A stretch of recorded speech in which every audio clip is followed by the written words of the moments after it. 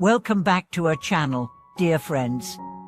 It is an honor to have you here once again as we embark on another journey into the depths of spiritual wisdom. Today, we are going to explore a fascinating and often overlooked dimension of the Buddhist tradition, the Dharma protectors. Who are these powerful beings entrusted with guarding the teachings of the Buddha? Why do they play such a vital role in the spiritual landscape? If you have ever been curious about the unseen forces that support and protect the path to enlightenment, stay with me, because today's exploration will open a new window into the sacred world of guardianship, devotion, and cosmic compassion. Let us begin with a simple reflection. In the physical world, we have protectors, police officers, guardians, caregivers, individuals who watch over communities, uphold justice, and provide safety. In the spiritual realm, similar principles apply. The path to awakening is not without obstacles. Ignorance, delusion, fear, and distractions are ever-present challenges. To aid sincere seekers, Buddhism recognizes the presence of Dharma protectors, beings of great power and devotion, who dedicate themselves to preserving the purity of the teachings and supporting practitioners on their journey. But who exactly are these protectors? Dharma protectors, or Dharmapolis, come in many forms. Some are celestial beings, some are transformed deities from indigenous traditions, and some are even historical figures who vowed to serve the Dharma beyond their physical lives. Their appearances can be fearsome or gentle, depending on their function. Some manifest with wrathful visages, wielding weapons to cut through delusion and ego. Others appear as benevolent figures, offering blessings and protection with a smile. Yet behind every form lies the same essence, compassionate guardianship of the truth. Let me share a story that beautifully illustrates the nature of a Dharma protector. In ancient India, during the lifetime of the Buddha, there was a mighty serpent king named Muchalinda. One day, while the Buddha was deep in meditation beneath the Bodhi tree, a fierce storm rose. Torrential rains poured from the sky, and fierce winds lashed the earth.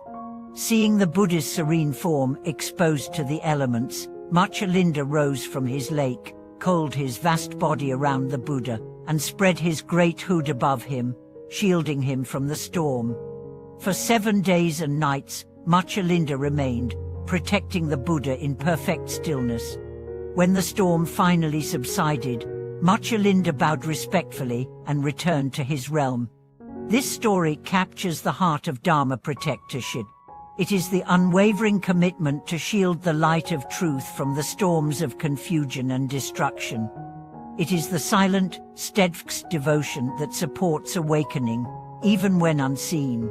For now, let us look at some of the most revered Dharma protectors in Buddhist tradition. First, there are the 8 legionnaires or 8 classes of beings who pledge to protect the Dharma after being moved by the Buddha's teachings. They include dragons, celestial musicians, Yakshas, and more, each representing different forces of nature and mind. Second, there are specific figures like Mottakola, the great black protector in Vajrayana Buddhism. Mottakola embodies the fierce compassion that destroys obstacles to realization. Though fearsome in appearance, his wrath is directed only at ignorance and negativity, not at sentient beings. Third, we have peaceful protectors like Vajrasavala, the guardian king of the north, who symbolizes wealth, generosity, and stability in supporting the Dharma community. In Chinese Buddhism, figures like Weitu Skanda and Guangong Kuan Yu serve as protectors. Weitu, often depicted in full armor with a golden staff, watches over monasteries and sacred spaces. Kuan-Goli, a historical general known for his loyalty and righteousness, was later venerated as a Dharma protector for his embodiment of ethical virtues. Each of these beings reminds us that protection is an active, living principle in the spiritual life. It is not passive defense, it is the dynamic, courageous support of truth against falsehood, of clarity against confusion, of compassion against cruelty. But beyond the mythic stories and magnificent images, the most profound teaching is this: the Dharma protectors are not separate from you. They are external symbols of an internal truth. Within you is the fierce protector of your own wisdom. Within you is the guardian of your own integrity. Within you is the warrior who stands against the tides of delusion, who shields the flame of your awakening through every trial. To honor the Dharma protectors is to awaken these qualities within yourself. When you chant prayers to Motokola, you are summoning your own fearless compassion. When you light incense to Weitu, you are affirming your own commitment to safeguard your spiritual path. When you invoke the blessings of Guankong, you are strengthening your own resolve to act with courage and righteousness. In this way, working with Dharma protectors is not superstition. It is a profound psychological and spiritual practice. It reminds us that awakening is not merely a gentle unfolding. It sometimes requires fierce determination. It teaches us that compassion is not weakness. It is the mightiest force in the universe. It inspires us to walk the path, not with hesitation, but with the confidence of those who are protected, guided, and empowered by the forces of goodness.